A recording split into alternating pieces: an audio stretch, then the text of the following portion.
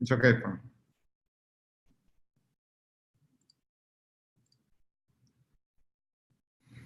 Hola, buenas tardes. ¿Cómo están todos? ¿Me escuchan?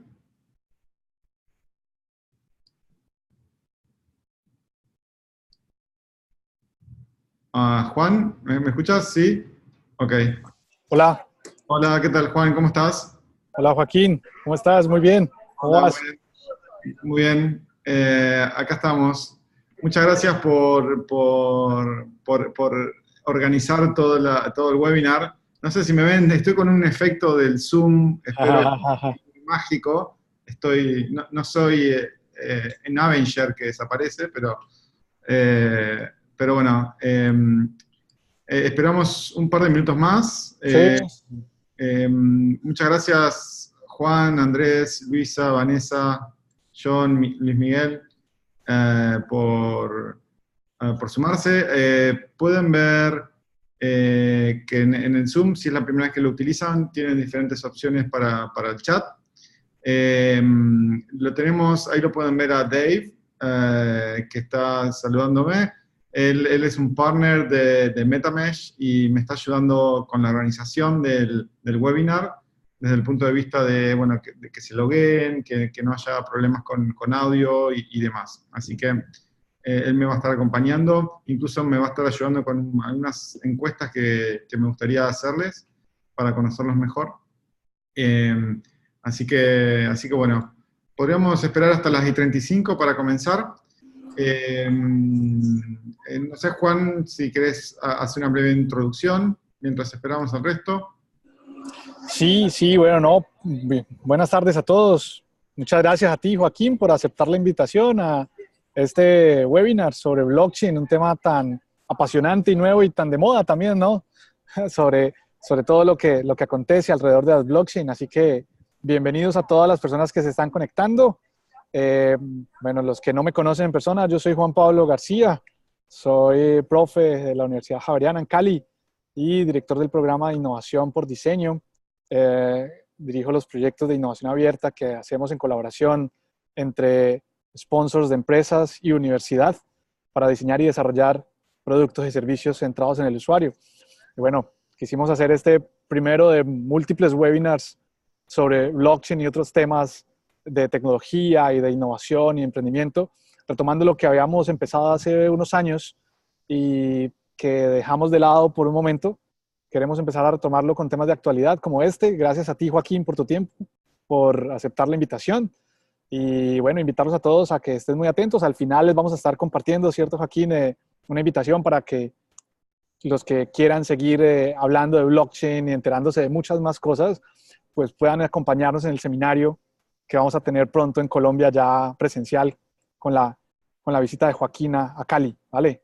Así que nada, bienvenidos todos y espero que este webinar y esta corta introducción a la blockchain pues sea de gran utilidad para todos y que todos puedan empezar a realmente preguntarse, vale, tanto que se habla de blockchain, pero ¿cuándo realmente es ideal? ¿Cuándo debería yo usarla? ¿Cuándo realmente la tecnología es un habilitador? ¿Sí? Y que podamos empezar a diseñar y desarrollar soluciones que realmente sean útiles para las empresas y para la sociedad y para los clientes y para los usuarios. Así que nada, bienvenidos todos. Gracias, Joaquín. Adelante. Bueno, muy bien, muchísimas gracias. ¿Pueden ver la pantalla? ¿Están viendo la pantalla? Sí, sí, sí. Sí, ok, excelente. Bueno, para comenzar quería hacer una breve intro sobre mí para aquellos que no me conocen. El segundo paso me gustaría hacer algunas encuestas. Son 3 preguntas muy simples para poder entender mejor quiénes son ustedes, cuáles son algunos de los intereses y poder de alguna forma orientar la charla para los intereses de ustedes y no necesariamente para algo que yo sé y que pueda hablar y quizás no le agrego valor a ustedes. Así que me gustaría tener ese feedback para poder realmente agregarles valor a ustedes en base a qué industria participan, qué tanto saben, etc. Luego les voy a compartir la presentación, que en base a lo que ustedes me digan voy a ir más rápido o más lento para enfocarnos en puntos que realmente les sean más relevantes. Y eso va a ser durante 20-25 minutos y al final vamos a hacer una sesión de preguntas y respuestas de unos 10-15 minutos para poder terminar. Para comentarles, aquellos que no me conocen, y como verán por mi acento, soy de Argentina, y estoy involucrado dentro del mundo de blockchain, Bitcoin en ese momento, desde el 2013. En 2013, de casualidad, me invitaron a sumarme a una startup para ser manager regional para Latinoamérica, donde esa startup quería que la gente pueda comprar Bitcoin usando efectivo. Eso fue en 2013, así que imagínense, hace ya casi 6 años, y en septiembre de 2013, así que casi 6 años, y básicamente iba a todos los 7-Elevens o todas las tiendas locales y les decía, miren, está esta empresa en Estados Unidos que se quiere conectar con ustedes para que la gente pueda comprar Bitcoin a través de ustedes se quedan con una comisión y demás. Y iba y les decía, bueno, estos Bitcoin, y básicamente era como, me sentía como si era un extraterrestre que venía de otro planeta a hablarles de esto. Entonces dije, bueno, acá hay una oportunidad, y en 2014, junto con un socio, con Andrés Fleischer, fundamos BTC en Español, que fue el primer curso de Bitcoin online en español. Publicamos unos videos en YouTube, pueden buscarlo actualmente. Hoy tenemos más de 800.000 vistas, casi 9.000 followers, sin hacer nada en los últimos 4 años. Así que la verdad que fue un éxito, no me esperaba tanto, pero bueno, lo importante es que le sirvió a mucha gente y eso fue realmente la gran satisfacción. Le gustó a mucha gente y ese mismo año, en 2014, me hice socio de una persona en Río de Janeiro, y hicimos BTC en portugués, que también fue el primer curso de Bitcoin online en portugués. También lo pueden encontrar en YouTube y demás.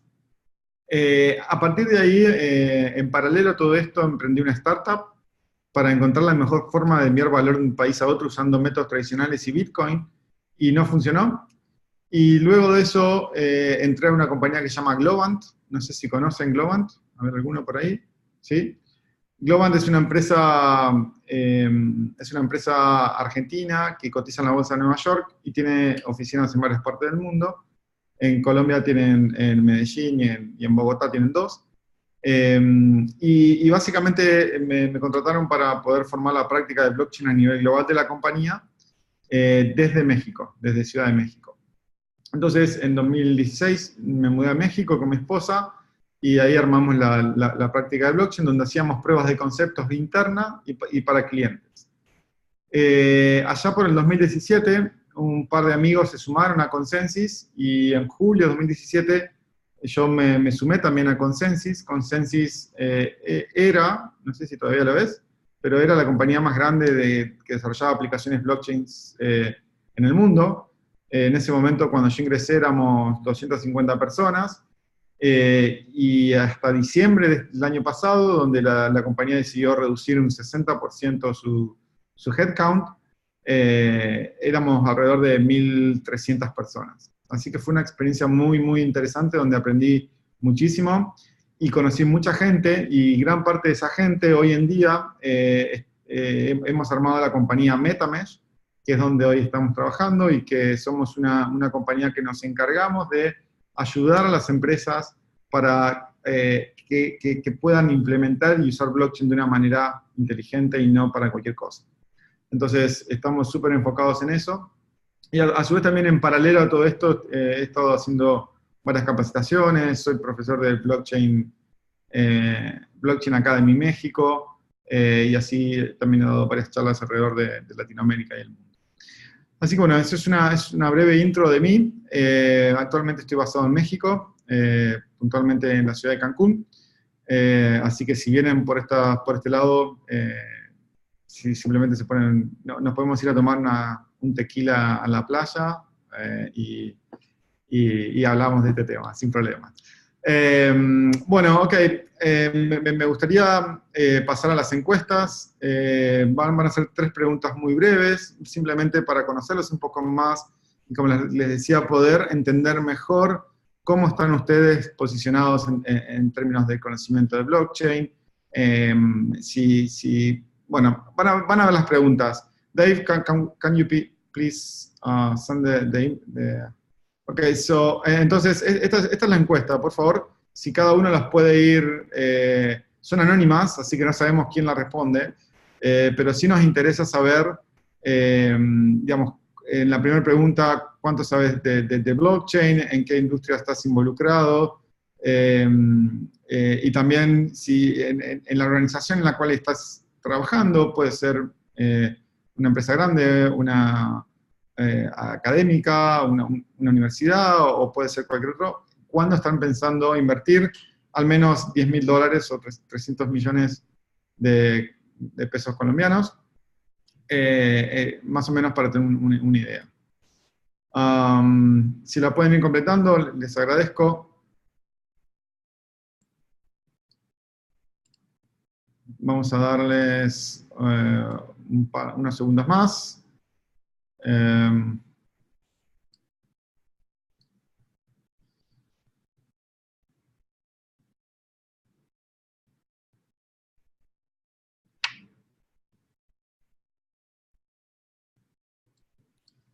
¿Ya todos los completaron? ¿Sí? Sí. Ok. Bien. Dave, do we have the results? Ok. Ok, excelente. Muchísimas gracias. Thanks. Ok, entonces, bueno, acá sabemos nada, un 13%, un poco, un 38%, intermedio, y bueno, sin resultados para los que están al día o en nivel avanzado. ¿En qué industria están? En finanzas, seguros, ok, y en otros, ok. Excelente. ¿Para cuándo piensa que la empresa invertirá al menos $10.000 en blockchain? Ya lo están haciendo o no. Este año veo que 1 o 2 personas, en 2020 y en 3 a 5 años otras más. Bueno, excelente. Muchísimas gracias por participar. La verdad que ahí tomo un print screen para que me quede como información. Muy bien. Vamos a la presentación. No los quiero aburrir con muchos detalles, pero siempre que hablamos de blockchain, muchas veces la gente se va por las ramas, o lo que yo considero que se van por las ramas. Y creo que es importante poder entender bien cuáles son los problemas fundamentales que la tecnología blockchain vino o se creó. Un comentario más, si tienen algunas preguntas y demás, por favor vayan dejándolas en el chat. Si no ven el chat, arriba a la derecha hay un botón de más o more, y ahí está la opción de chat. O también lo pueden ver en sus aplicaciones móviles. Entonces, cuando hablamos de qué problemas realmente resuelve blockchain, porque a mí me pasa que cuando voy a dar una charla les digo, bueno, ¿qué problema resuelve blockchain? No, blockchain resuelve el problema de supply chain. Blockchain resuelve el problema de X. Y la verdad es que en el fondo, la tecnología blockchain resuelve 2 problemas computacionales. Son 2 problemas que nunca antes se habían podido resolver en forma simultánea. Y básicamente, el primero de ellos es el problema del doble gasto. ¿Qué es el problema del doble gasto? O el problema del duplicado de activos digitales. Esto significa, se lo voy a decir con un ejemplo. Supongamos que yo tengo un email y lo escribo a Juan, y Juan Pablo, le digo, Juan Pablo, voy a estar en el webinar, y a su vez yo lo que puedo hacer es copiar esa información y mandárselo a Dave. Copiar y pegar esa información, que en el fondo son bits de información. Ahora bien, si nosotros queremos crear una moneda digital, un activo que se pueda intercambiar entre individuos o entre seres o personas o máquinas, no debería ser posible que la gente pueda duplicar ese dinero digital haciendo copy-paste, haciendo copiar y pegar. Entonces, este es un problema que siempre existió. y que nunca antes se había podido resolver hasta la creación del Bitcoin. El otro problema que resuelve Bitcoin, que es el primero que resuelve, es el problema del general bizantino. El problema, para ponerlo en una frase simple, es cómo hacer para que un conjunto de computadoras, un grupo de computadoras que no confían entre sí, se pongan de acuerdo que están viendo la misma película, que están viendo la misma información. Entonces, ¿cómo es posible hacer eso? Que computadoras que no confían entre sí puedan ver la misma información.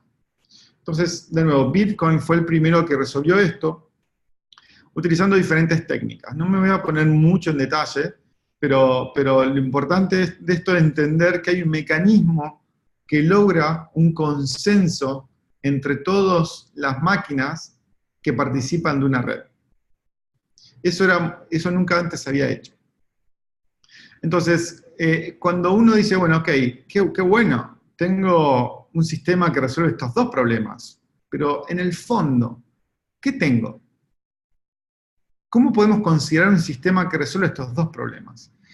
Y si nosotros lo miramos un poquito desde el punto de vista más abstracto, podemos pensar que si uno tiene un sistema que resuelve estos dos problemas, el problema del doble gasto y el problema del general bizantino, uno puede pensar que tiene un sistema que puede utilizar como una fuente de confianza.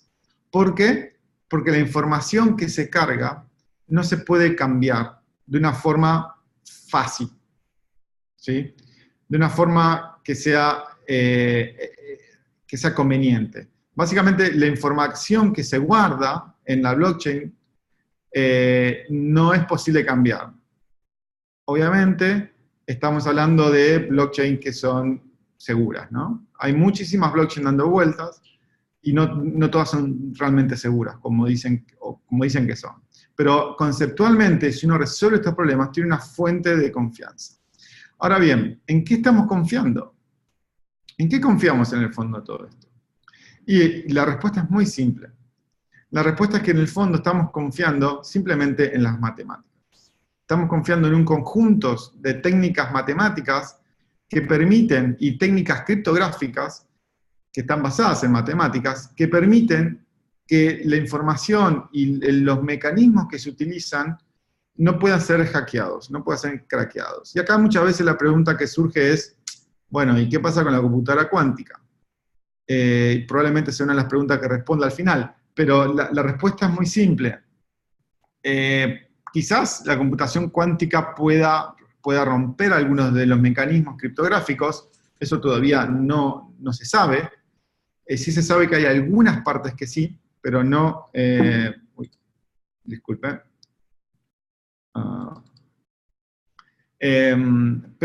Ups, no sé qué pasa. Entonces, la verdad es que no se sabe. Y el problema es el siguiente, el problema no es ese. ¿Qué pasa si la computadora cuántica rompe esta técnica criptográfica? Ese sería el menor de los problemas, porque todos los sistemas bancarios, todos los sistemas de identidad, todos los sistemas que se utilizan en todo el mundo, también utilizan esas mismas técnicas criptográficas, por lo cual las blockchains van a ser simplemente una pequeña parte de todos los sistemas mundiales que manejan muchísimo más dinero, muchísima más información, que también van a ser hackeadas. Por lo cual, ese es un problema que hay gente trabajando, pero que en el corto plazo no representa tanta urgencia. Ahora bien, tengo un sistema que resuelve estos dos problemas técnicos, que yo lo veo como una fuente de confianza. ¿Para qué me sirve? ¿De qué me sirve este sistema? Y si lo miramos desde un punto de vista más conceptual, más a alto nivel o a 30.000 pies, como se suele decir, podríamos llegar a pensar que estas tecnologías nos pueden ayudar para mejorar las comunicaciones entre humanos y máquinas y entre máquinas. ¿Sí? Porque al tener un sistema confiable, donde la gente que participa no necesariamente tienen que confiar entre ellos, sino que se confía en todo el mecanismo, todo el sistema, estas comunicaciones peer-to-peer pueden ser de forma mucho más segura y más confiables. ¿Sí? Si tienen algunas consultas, vayan dejándolo en el chat y luego al final las respondemos. Ahora bien, para aquellos que nunca han hecho una transacción de Bitcoin, quiero repasar muy brevemente los 5 pasos que representan o que significa para hacer una transacción de Bitcoin. La primera de ellas es, digamos, lo que se llama como la generación de la transacción. Si nosotros queremos que haya un envío de Bitcoin, lo primero que hay que hacer es generar esa transacción. Y esa transacción tiene, básicamente, tiene 3 componentes principales y un cuarto que se llama metadata, que es opcional. Así que no es fundamental. Pero estos 3, uno de ellos es el input, el output y el monto. Es decir, el origen, el destino y el monto. Entonces, esa información se crea y se crea lo que se llama esta transacción, con esta información. Una vez que se crea esta transacción, se broadcastea, es decir, se envía la transacción a la red. Esta red es una red global con alrededor de 6.000 nodos en todo el mundo, y al conectarse, a mandar la transacción, esta transacción va al nodo más cercano. Y una vez que se envía, hay un proceso de propagación. Y esto lo que significa es que la transacción se empieza a replicar en todos los nodos de la red. Es decir, que no es que la transacción queda en un solo nodo, sino que la transacción queda replicada en todos los nodos. Este tiempo de propagación a nivel global es de unos segundos. Estamos hablando en Bitcoin, es de unos 6, 7 segundos, ¿sí? Para que la transacción esté en todo el mundo. Por eso cuando uno hace una transacción de Bitcoin, muy rápidamente puede ver que la transacción está, pero no está validada. Y ahora, ¿qué es ese proceso de validación? El proceso de validación es el cuarto paso.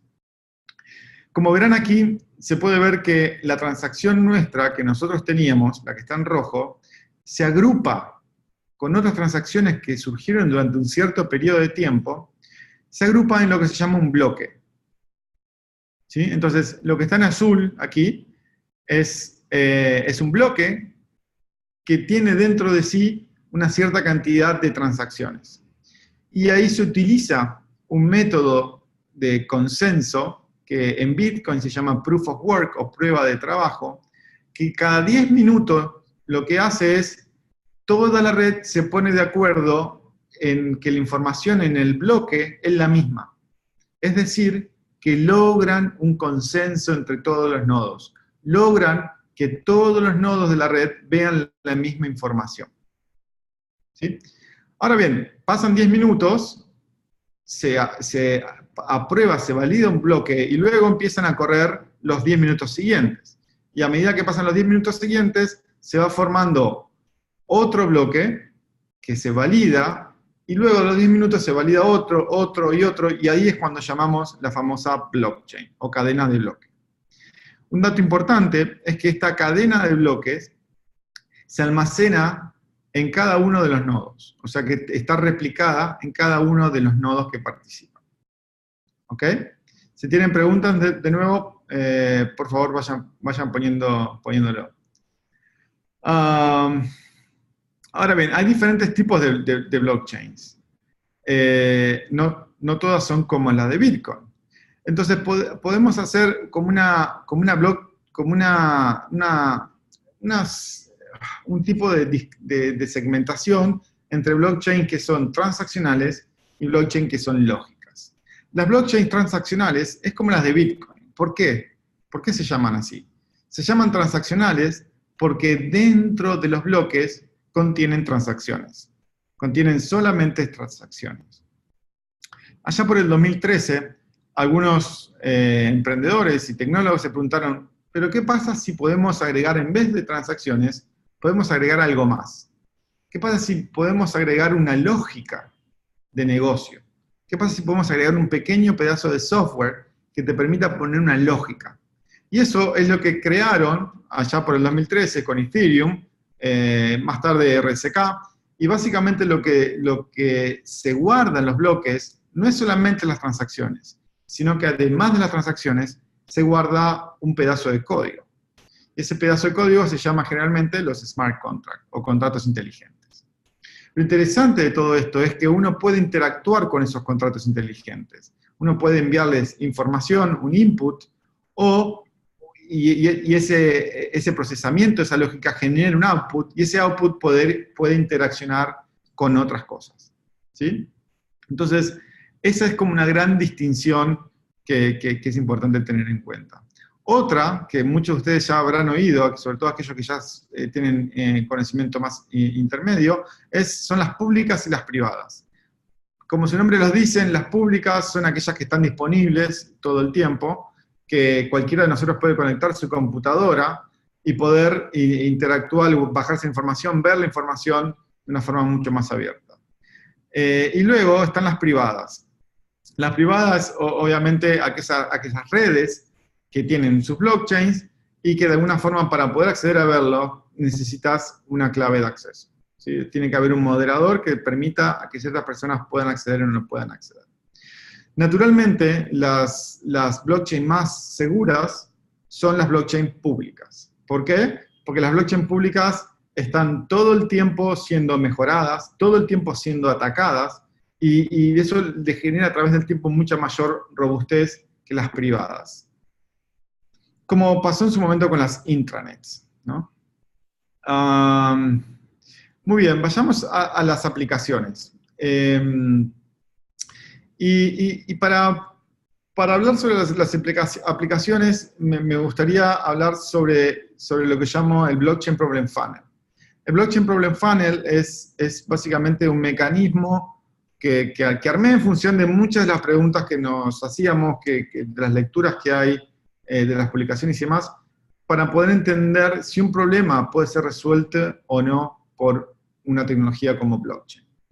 Entonces, a la izquierda pueden ver que, digamos, la entrada, el input de este funnel, de este túnel, de este embudo, es un problema. Generalmente, si uno tiene un problema, lo que interesa es si es un problema de negocio, ¿no? Si es un problema que me genera más costos, si es un problema que no me permite poder pasar al siguiente nivel, etc. Entonces, la pregunta que hay que hacerse para entender si ese problema puede o no ser resuelto por una herramienta como blockchain, la primera pregunta es si hay muchas partes que intercambian información. Si la respuesta es sí, hay que preguntarse luego si la información debe ser confiable. Si la información sí efectivamente tiene que ser confiable, si los intermediarios que hay actualmente no son confiables. Si no son confiables estos intermediarios, la pregunta siguiente ¿es necesaria una mejora en la seguridad? Si la respuesta es sí, entonces es muy probable que blockchain te pueda ayudar. Después viene otra discusión que es qué tipo de blockchain, si abierta, pública, cerrada, si smart contract o no, etc. Pero a esto te da una primer sentido, te da una primer sensación de si ese problema puede o no utilizar blockchain. Como verán acá arriba, para mí creo que son necesarios otros aspectos que no lo vamos a ahondar ahora, simplemente lo vamos a ver en el workshop, pero los otros aspectos a tener en cuenta son que es necesario un cambio de chip, analizar el contexto y luego sí elegir el tipo de blockchain. Muy bien. ¿Cuáles son los desafíos? ¿Cuáles son los grandes desafíos? Y la verdad es que hay muchos desafíos. No todo es color de rosa. No todo es, esto es como empezar a utilizar, o que alguien cree una aplicación móvil, que es muy fácil de hacer. En realidad no es tan fácil. Ok, acá tengo una pregunta de Andrés. Ahora te la respondo, Andrés. Digamos, en términos de los desafíos, hay muchos desafíos a tener en cuenta, y algunos de ellos básicamente es la escalabilidad. Las blockchains naturalmente no están pensadas para poder soportar miles y miles de transacciones por segundo. En Bitcoin el máximo es 7 transacciones por segundo, en Ethereum está alrededor de 20. Y hay otros blockchains que procesan un poco más de información. Pero naturalmente las blockchains no están pensadas para guardar mucha información. Entonces la escalabilidad es un tema a resolver. Otro problema es la interoperabilidad. Lo que está pasando ahora es que hay algunas blockchains que están surgiendo, pero ¿cómo hacer para poder intercambiar información entre ellas? Así que bueno, hay otros desafíos también, que no me quiero ahondar ahora, más que nada por una cuestión de tiempo, pero me parece importante que sepan que la tecnología blockchain hoy en día está en un estado de madurez. Perdón, no es un estado de madurez, no está maduro, está madurando. O sea, no está en un estado donde una compañía puede depositar $1 billón en esa blockchain. ¿Okay? No hay una confianza suficiente. Excepto Bitcoin, Ethereum, que la única utilización o las grandes criptos que mueven millones de dólares por día, pero el gran caso de uso de esos es el envío de valor o también digamos, que sube o que baja el precio, ¿no? Así que bueno, esos son algunos de los desafíos y me gustaría pasar entonces a una de las partes más importantes de esta presentación y del workshop, que es lo siguiente. Van a haber muchas personas que le van a intentar vender blockchain por todos lados, muchos consorcios dando vuelta. Yo he participado en reuniones con ciertos consorcios, y siempre hay una serie de preguntas que es importante hacerse. Como les decía antes, no todo es color de rosas. No todo lo que vemos y lo que nos venden es todo, que todo fluye espectacular, que es todo buenísimo y demás. Hay que hacer más preguntas. Entonces, si tienen alguna persona que venga y que le diga, sí, yo te vendo esta blockchain, es importante poder hacerles estas preguntas. Primero, ¿qué método de consenso utilizan? ¿Cuántos nodos participan? Porque es muy fácil hacer una prueba de concepto con 3 nodos, hacer una nota de marketing y mandárselos a todos y que todos digan, uy, wow, esta empresa utiliza blockchain. Pero si uno le hace 2 preguntas, como por ejemplo, ¿cuántos nodos tiene?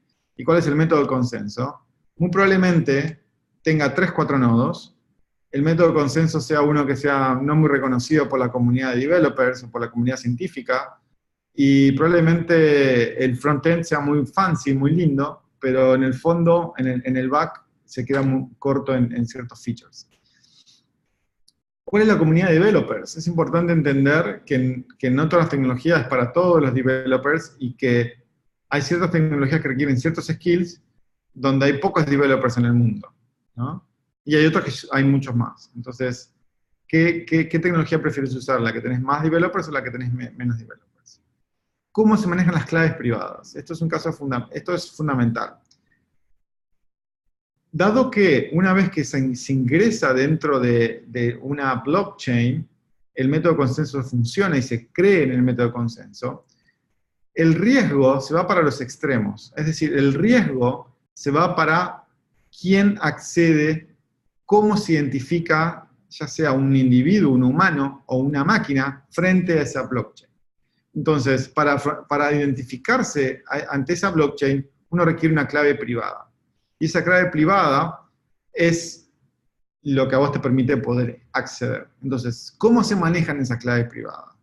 ¿Hay un tercero que las maneja por mí? ¿Sí o no? ¿Cómo las almacena? Etcétera, etcétera. ¿Qué problema real resuelve? ¿Cómo se gobierna? Como habrán escuchado aquellos que ya están en esto hace un tiempo, digamos, las decisiones, ¿cómo se toman las decisiones? Cada blockchain tiene su propia forma de tomar decisiones, a través de la comunidad, por un sistema de votación, o por dictatorial en algunos, ¿no? Entonces, todas estas preguntas hay que hacérselas. ¿Cómo son los incentivos? Esto es muy común. En las blockchain públicas, los incentivos están claros. Son generalmente un fee que se paga por cada transacción. Por eso existe también la cripto, para que sea un incentivo. Por eso existe la criptomoneda per se, para que también actúe como un incentivo para los que participan. Ahora, en una blockchain privada, ¿cómo son esos incentivos? Yo quiero participar, hacemos una blockchain privada de bancos. ¿Cómo se mantiene esos nodos? Que tienen que estar conectadas todo el tiempo, que tienen que tener cierta velocidad de conexión, cierto hardware, etc. ¿Cómo se mantiene eso? Esas son preguntas que si uno los hace a alguno de estos consorcios que se están creando, no sé si todos tienen la respuesta, o la respuesta puede ser, no la tenemos, pero estamos experimentando con esto. Es muy probable que esa sea la respuesta, porque todavía no hay nada del todo definido y aprobado que sea, esto es el camino correcto. ¿Quién paga por esa infraestructura? ¿Soporta o no la tokenización? Si yo quiero el día de mañana utilizar la tokenización de bienes o cualquier tipo de activos, ¿se soporta o no se soporta? Y luego, una pregunta también que mucha gente no se la hace es, ¿quién es el dueño del IP? Si somos un consorcio de empresas, ¿quién es el dueño del IP? ¿El que aportó más? ¿El que aportó menos? ¿Cómo lo hacemos? Entonces, ese tipo de situaciones son aún... se está experimentando en eso. Voy a ir a tu pregunta, Andrés, y luego vamos a pasar al siguiente. La pregunta de Andrés es, ¿el concepto de no confiable se puede también traducir en se requiere auditar constantemente o es costoso la auditoría entre los socios? Ok.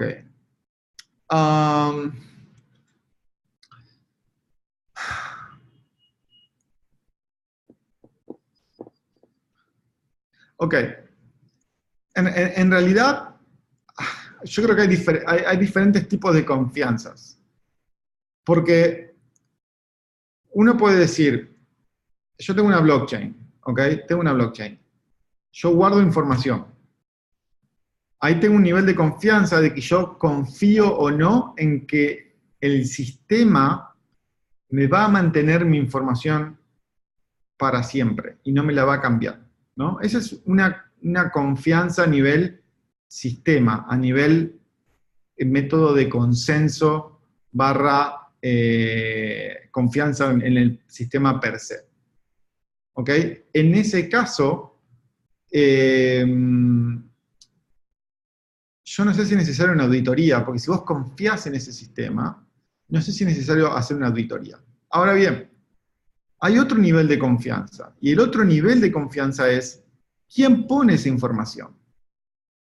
¿Vos confiás en esa persona que pone la información? ¿La persona que dice que pone esa información es realmente quien dice que es?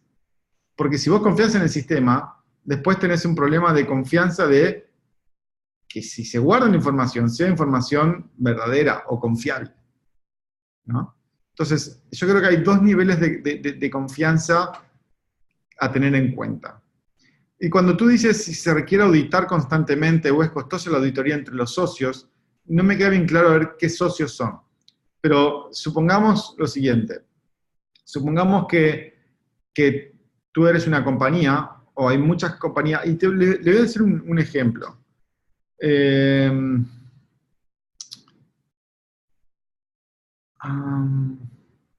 Hay casos y hay herramientas que lo que pasa, este es el tema.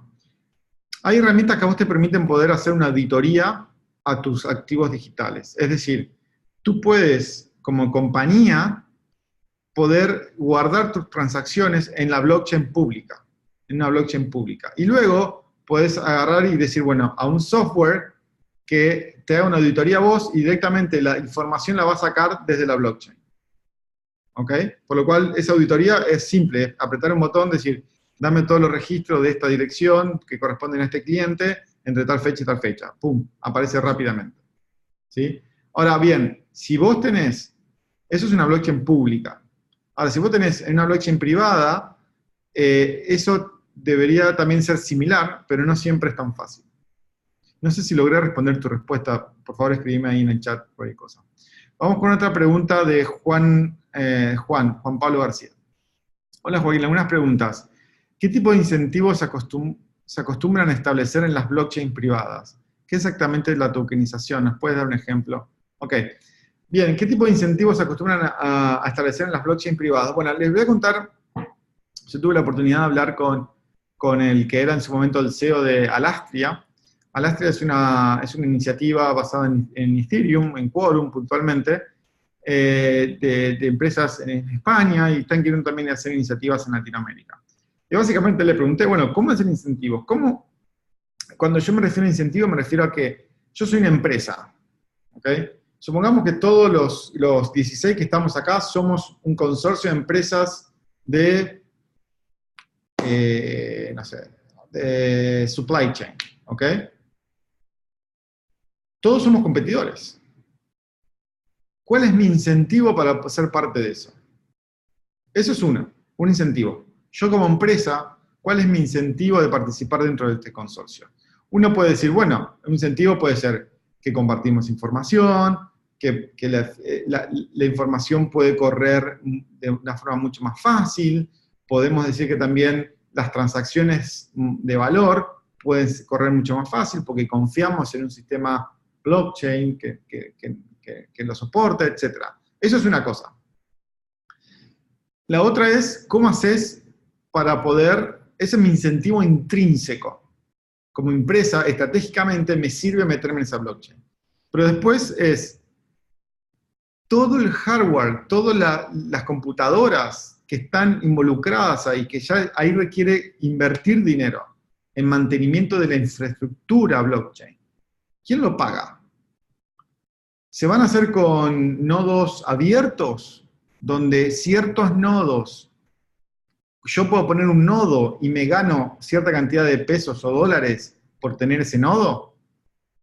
O puede ser un híbrido, que también existe, que ciertos nodos que según ese consorcio son confiables, esos son los nodos que hacen las validaciones, y todo el resto de los nodos, que por ahí son abiertos o públicos, simplemente ven la información y no validan, ¿no? Entonces, esos son los tipos de incentivos. El incentivo para una empresa por ser parte de un consorcio, y después los incentivos económicos para poder mantener una infraestructura blockchain. ¿Qué es la tokenización? La tokenización es básicamente la representación de un activo en forma de token. Y hay muchos casos de uso que se están experimentando con esto. Por ejemplo, que un token pueda representar una acción de una compañía, que un token pueda representar una acción o una parte dentro de un inmueble. Entonces yo puedo comprar, todos nosotros somos 15 ahora, se bajó uno, pero todos nosotros 15 podemos comprar una parte de un edificio, y ese edificio lo podemos dividir en partes iguales, supongamos, y yo con ese token se lo puedo vender a otra persona de una forma mucho más fácil. ¿Ok? Eso es un ejemplo. Otro ejemplo puede ser una entrada a un recital. Si yo voy a un recital de X, ese token no puede ser duplicado y pertenece a mí, y yo potencialmente podría, dependiendo de las características de ese token, puedo no revenderlo. Pero esos son algunos de los ejemplos. En el caso de seguro, Andrés Felipe, cada X tiempo se tiene que hacer un ajuste de cuentas, por ejemplo, entre una aseguradora y un corredor de seguros. El número de seguros que vendiste versus la plata que enviaste versus mi registro. A eso me refiero con auditar. Ah, perfecto. Bueno, todo eso, si todas estas transacciones entre las diferentes partes que están involucradas en el proceso de negocio, si todas estas transacciones e intercambio de información y de valor entre los que participan está guardado en una blockchain, esa información debería ser supremamente fácil de auditar. De hecho, se están empezando esquemas en los cuales haya diferentes roles. Una blockchain privada donde haya diferentes roles, y uno de esos roles es el auditor. Entonces, ese auditor, supongamos una agencia de gobierno, pueda de alguna forma tener acceso a la información, a cierto tipo de información, en tiempo real. Entonces las auditorías básicamente son en tiempo real, ni siquiera se tienen que esperar un cierto periodo de tiempo. Entonces, ese tipo son el tipo de casos de uso y potenciales de las blockchains, quizás en este caso puntual, hablando más a nivel industria, que podría beneficiarse, y sobre todo las auditorías. De nuevo, recuerdan lo que era la blockchain. La blockchain es un set de información en modo de transacciones, o en modo de un smart contract, o en modo de información, metadata. ¿Ok?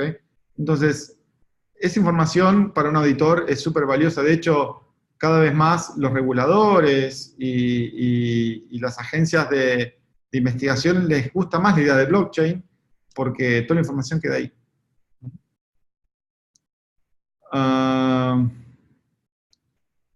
Bien, gracias. Ok. Sí, otro de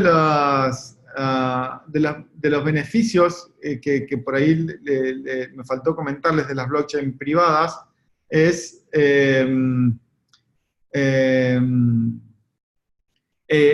las blockchain privadas es que por ahí pueden procesar mucha más información. Eso es algo que por ahí las blockchain públicas hoy en día no lo hacen tan bien, y las blockchain privadas, al ser más pequeñas, más confiables, o sea, perdón, no más confiables, pero son más pequeñas entre las entidades, entre los nodos, confían entre sí, pueden soportar mayor cantidad de transacciones. Pero, de nuevo, es un trade-off, es un equilibrio entre mayor cantidad de transacciones y mayor seguridad. Entonces, no se pueden las dos cosas a la vez, por el momento. Ok, Víctor Manuel, dos preguntas. ¿Qué casos conoces para interoperabilidad de salud? Bueno, en salud hay casos muy interesantes y quiero, justo el caso de salud es un caso muy interesante por lo siguiente.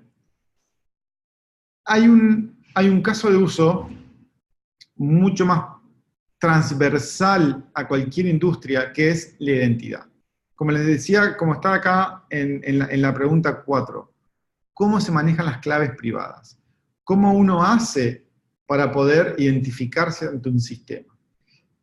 Y la salud está supremamente relacionado con esto, supremamente relacionado con que cada uno como individuo pueda tener la capacidad de poder tener su propia identidad o identidad autosoberana, y que esa identidad me sirva para ir a un hospital en Cali, o a un hospital en Argentina, o a un hospital en México.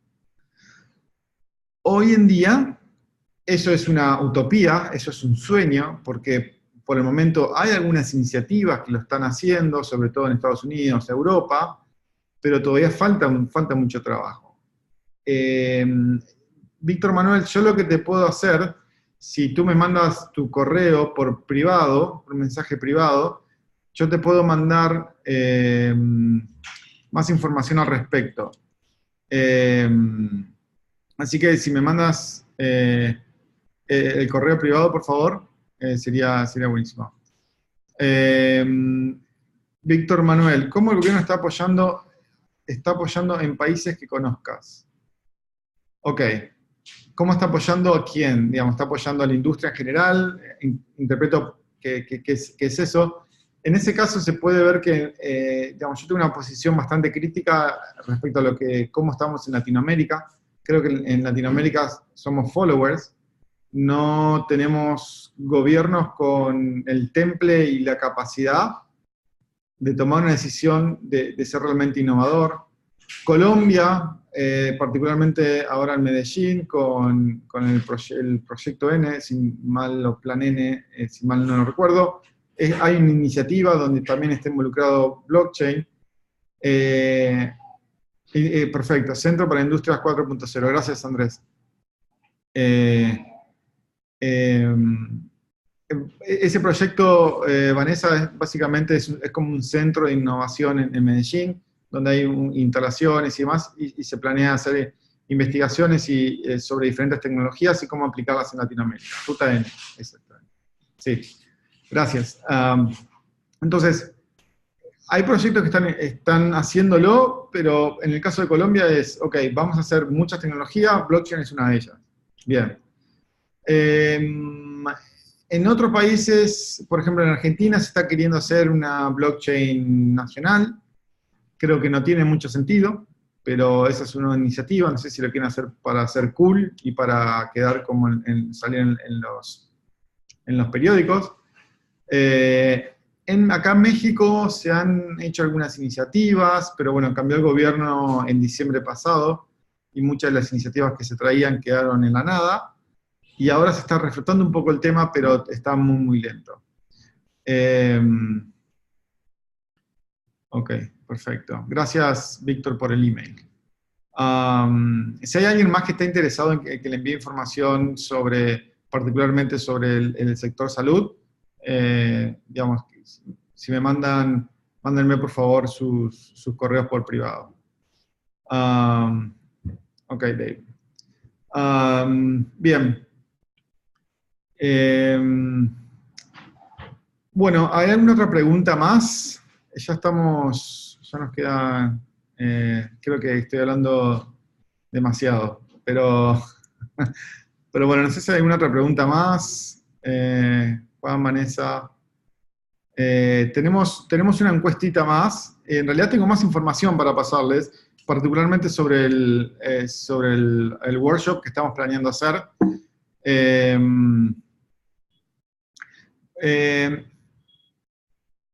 Ok, dame un segundo, Dave. Y después de... One second, después after the explanation. Okay. So, entonces, básicamente el workshop que estamos pensando es un workshop para ejecutivos que dura 2 días. El primer día son 8 horas, no hay prerequisitos, y están orientados a aquellas personas que quieran ahondar un poco más. Y también hay un pasito más adelante, más allá de este webinars que pueden ver y demás, pero más la idea de interaccionar. A mí me encanta la idea de interaccionar con gente que sabe de los negocios. Yo conozco, digamos, sobre la tecnología blockchain, cómo va evolucionando y demás, pero me interesa más la interacción entre el mundo de negocios con blockchain, y creo que ahí es donde salen cosas muy, muy interesantes. Entonces, al principio vamos a dar una introducción de blockchain, vamos a ver casos de uso con más profundidad, vamos a entender bien cuáles son los desafíos y la situación actual, y vamos a entender mejor cuáles son las preguntas, parte de lo que les mostré hoy, ¿no? Cuáles son las preguntas realmente que hay que hacerse. El segundo día va a ser más práctico, y es necesario que naturalmente hayan participado el día 1 para poder partir todo al mismo nivel. Y la idea es hacer un pequeño resumen del día anterior y hacer un brainstorming de ideas. Empezar a hacer grupos y vamos a hacer un brainstorming de diferentes ideas. Si vienen con una empresa y quieren hacer un grupo con la empresa, excelente. Y en estas sesiones de debates de ideas, la idea es elegir entre 3 y 5 ideas, y en base a esas 3 y 5 ideas más alto nivel, empezar a analizar cada una utilizando diferentes herramientas. Luego vamos a elegir una idea que ustedes digan, bueno, esta es la que estamos más en confianza, y vamos a aplicarle lo que se llama el Blockchain Model Canvas. Una vez que hacemos este Blockchain Model Canvas por cada uno de los grupos, los grupos van a pasar al frente del grupo y van a hacer la presentación. Una pequeña presentación de 5 a 6 minutos, donde van a exponer el Blockchain Model Canvas de ese caso particular, así todos los grupos aprendemos de todos. Así que bueno, como verán, son 2 días intensos. La fecha que estamos pensando es para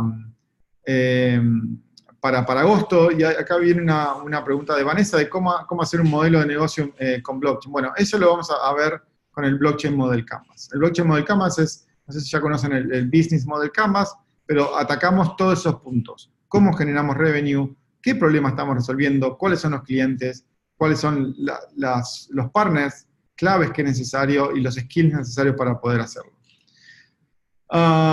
Muy bien. Vamos entonces con la pregunta, Dave. Simplemente para ir cerrando, nos gustaría saber si de alguna forma les interesa o no participar. Estas son las preguntas. Todavía no tenemos la fecha definida, pero eso es algo que vamos a trabajar con Juan Pablo, pero seguramente va a ser durante el mes de agosto.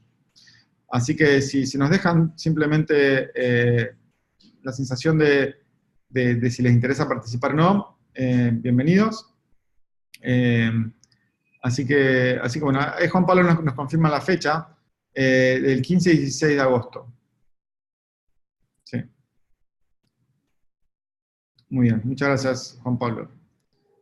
No sé, Juan Pablo, si quieres agregar algo más antes de... Vale, sí, gracias, Joaquín. Bien, sí, parte de estos webinars es hacer un abrebocas de lo que es cada una de estas tecnologías e invitarlos también a que se animen a estar en el seminario, donde podemos aprender mucho más en profundidad eh, sobre blockchain y sobre todos estos temas, para irnos metiendo quizás más adelante, después de hacer un primer seminario para ejecutivos, más alrededor de los negocios y los casos de aplicación, pensar en hacer algo más en profundidad, como lo hemos pensado con Joaquín, en términos de ya desarrollo y enfocarnos en la parte técnica de cómo desarrollar, por ejemplo, ya esos casos de uso sobre blockchains como Ethereum, por ejemplo, o Hyperledger o cualquier blockchain que queramos usar. De Joaquín, por su pasado, digamos que también es partidario de Ethereum, pero podría ser cualquier otra. Así que anímense y entre todos seguir compartiendo y aprendiendo. Así es. Bueno, muy bien. Ok, ahí Alejandro nos pregunta dónde queda el video. El video está grabado, así que luego se lo vamos a compartir. Quedó grabado en la nube, así que les compartimos un link para que lo puedan replicar, para que lo puedan ver. Así que bueno, muy bien, creo que ya terminamos la encuesta. Muchas gracias, Dave. No sé si alguien más tiene alguna pregunta para cerrar o ya estamos por cerrar, nos queda un minuto. Así que, bueno, creo que ya estaríamos.